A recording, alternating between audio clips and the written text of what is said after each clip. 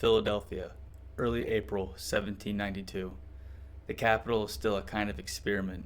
Mud, brick, and ambition. The air carries damp wood smoke.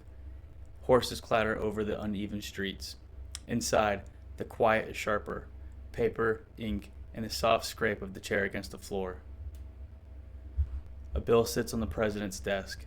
Not a treaty, not a declaration, not a battle plan. A math problem.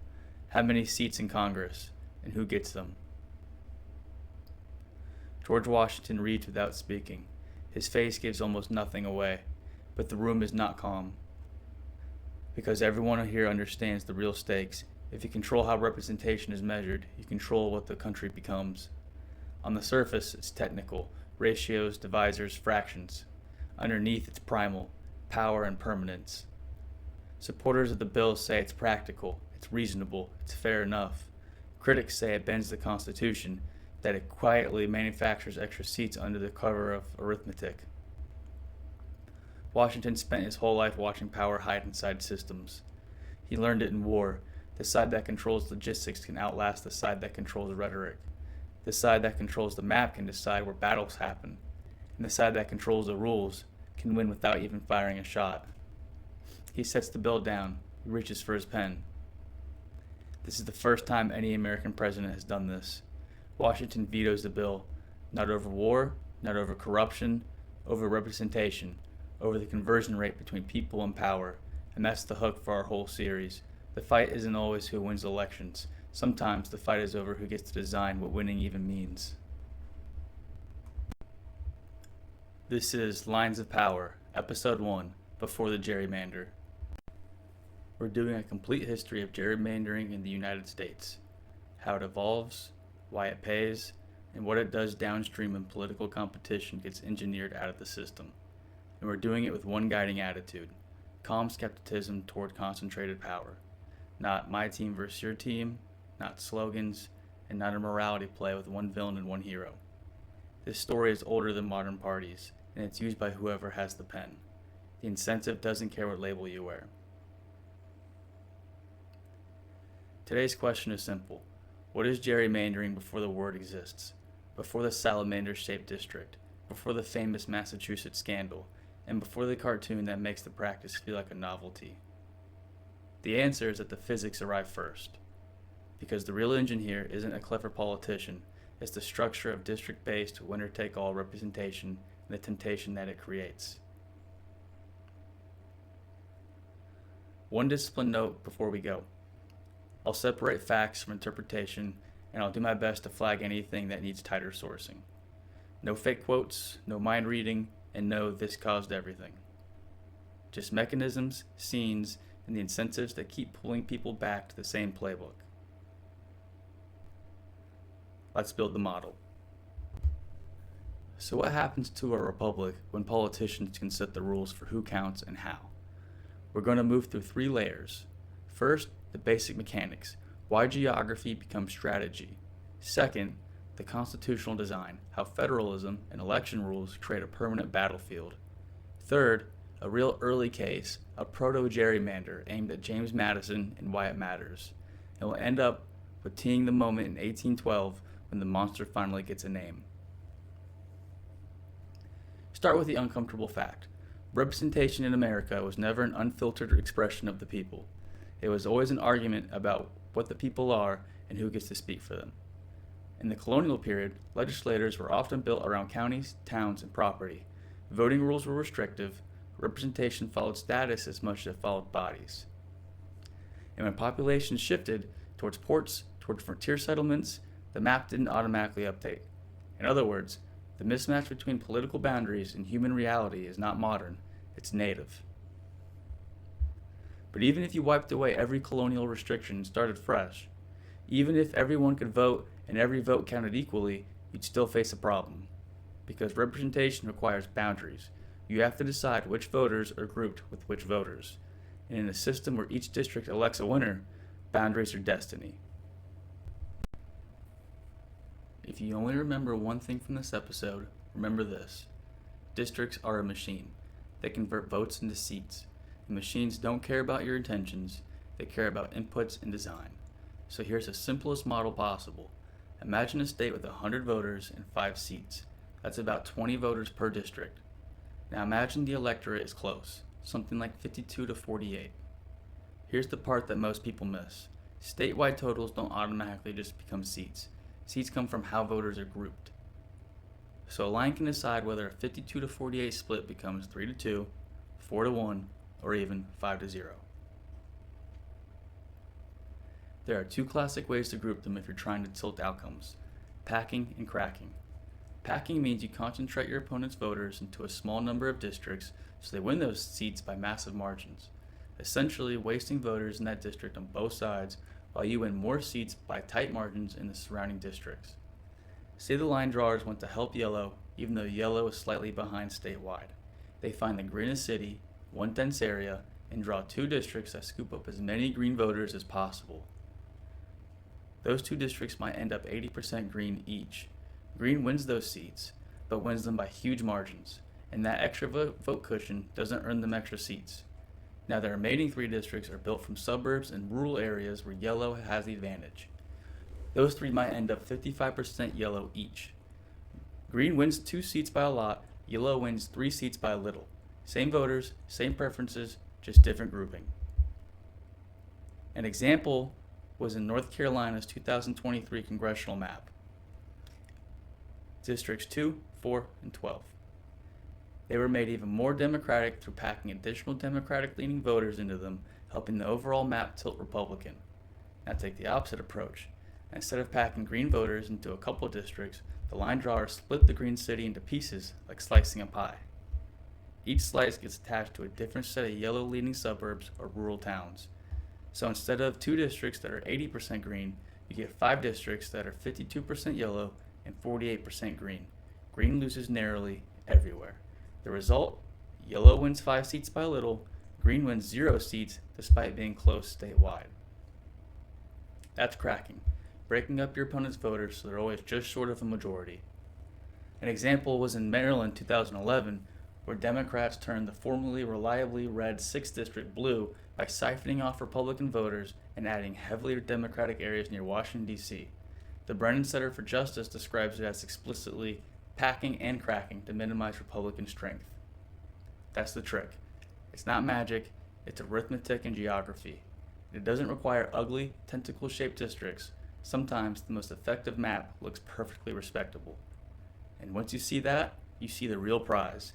It's not just about winning the next election, it's controlling the rules that decide what winning looks like. Because if you can turn 52 to 48 public into a 4-1 seat split, you don't just gain power, you make that power stick.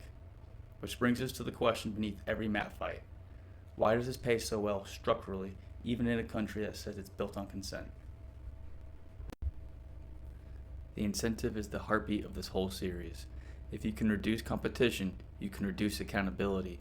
And if you can reduce accountability, you can grow power with less resistance. And that shows up everywhere, not just in elections.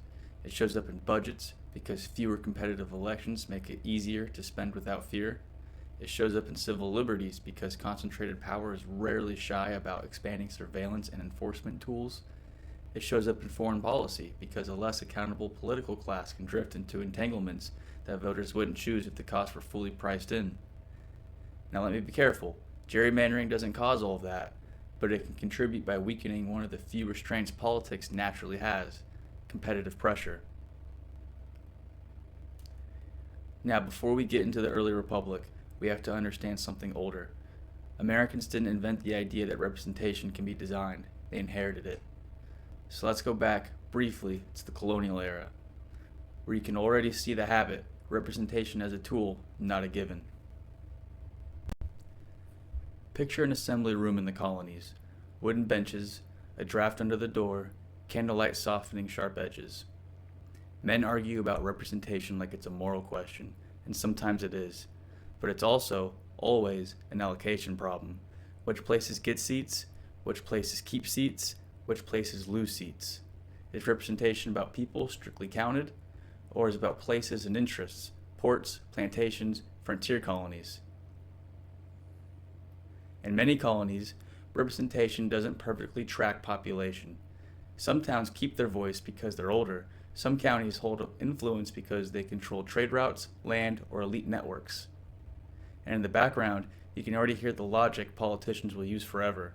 Changing representation is destabilizing, preserving it is prudent, and what you call fairness depends on where you sit. Fact: colonial representation schemes often reflected property, geography, and established interests, not clean population equality. The interpretation is that the habit this creates is powerful. People learn that the map and the seat count are political terrain. And when the United States is born, that habit doesn't disappear. It becomes federal. By the time we reach the scene, the first census has already done its quiet work. It's turned bodies into numbers, numbers into totals, totals into claims. Every state can look at the count and see the same thing. It's not just population, it's leverage. So what is the bill we're talking about? It's an apportionment bill, a piece of legislation meant to take the first national census and convert it into a seat count for the House of Representatives divided among the states. And in late March 1792, Congress sends that bill to the President for approval, and a few days later, it comes back. One credibility note before we step into this room: early congressional debates weren't recorded like modern transcripts. What survives cleanly is the House Journal and Washington's written objections, so the quotes you hear in this scene are anchored to those texts. Philadelphia, early April, 1792. The chamber tightens, paper moves, benches creak. Tobias Lear, Washington's secretary, delivers the returned bill and objections. At the clerk's table, the House clerk, John Beckley, receives it into procedure. The House Journal captures the pivot point when Washington's objections are read into the record and made permanent. John Beckley, quote, "The said objections were read in order to be entered at large on the Journal," end quote. Those objections are the President's written case against this specific apportionment method, the way the bill turns census totals into seats. This is the first presidential veto, and it lands on representation itself, the conversion rate between people and power. Washington's objections are not a rant, they're a constraint being installed. First, the bill's outcome can't be explained by a single consistent rule. In other words, one rule must produce the outcome. George Washington, quote, "There is no one proportion or divisor which applied to the respective numbers of the states will yield the number and allotment of representatives proposed by the bill," end quote. That's a systems warning. If you can't show your work with one consistent method, you're not following a rule, you're using discretion. And discretion is where incentives hide. Then, the constitutional ceiling. George Washington, quote, "The number of representatives shall not exceed 1 for every 30,000, and the bill has allotted to 8 of the states more than 1 for every 30,000, end quote. That's the real reason this scene belongs in a story about gerrymandering before the word existed. Because apportionment is upstream. Before anyone draws a district line, apportionment decides how many seats a state has to fight over and how much influence it gets to convert into power. When Washington vetoes the apportionment bill, he's not just vetoing a number, he's vetoing the idea that representation can quietly be tuned, while still pretending it's a fixed measurement, realizing that that is the easiest way to tilt representation, tilting the measuring stick. Before the gerrymander has a shape, it has a principle. Power tries to choose the measuring stick. The 1790 census is not just paperwork, it's an act of statecraft. Enumerators move across towns and counties, writing names, or just numbers, into ledgers. Who lives here, how many, how old. And then, quietly, comes the most political question: who counts a representation, and how? Because the Constitution didn't just say, represent the people, and walk away. It struck bargains, compromises designed to get a country off the ground, compromises that immediately decide who gains leverage and who loses it. Start with the big one. The House is supposed to reflect population. The Senate is not. The Senate reflects states, equal weight, no matter the size. That's not a bug, that's a trade-off.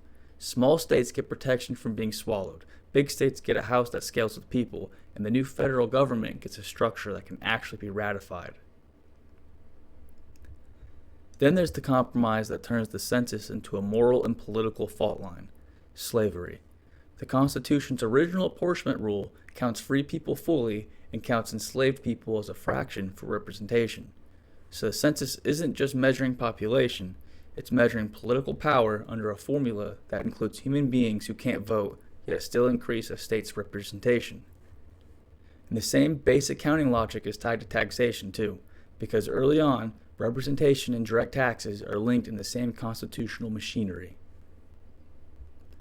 So when you hear the first census, don't picture a neutral spreadsheet, picture a lever, a measurement that will decide how many seats you get, how much influence you wield, and how much bargaining power you carry into every fight downstream.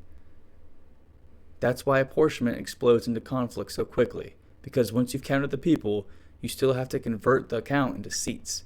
What method, what ratio, what rounding rule.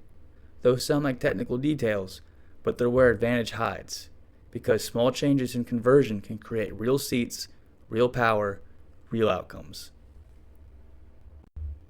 Before we move on, a quick note on courts. In the modern mind, a dispute about election rules feels like something a court should decide. But early America doesn't treat courts as the default referee for political engineering. A lot of these fights live in legislators, because that's where the incentives live. The Supreme Court is still defining its role in the constitutional system. That matters later, a lot. But in 1792, the big constraint is not a judge. It's the Constitution's text and the norms leaders are trying to set. The count is only the raw material. The fight is the conversion, how bodies become seats, and how the fight walks straight into Congress next. Remember, the census isn't neutral in the system. The Constitution is a stitched-together bargain. House seats scale with population, Senate power doesn't. It's also a bargain built with slavery inside the formula, boosting representation through people with no political rights. And early federal design ties the same population math to taxation as well, so apportionment isn't an afterthought. It's the moment that compromises become numbers, and once they become numbers, they become power. Now comes the procedural muscle, the part listeners today rarely picture. A veto doesn't just create an argument. It triggers a test. Can Congress override?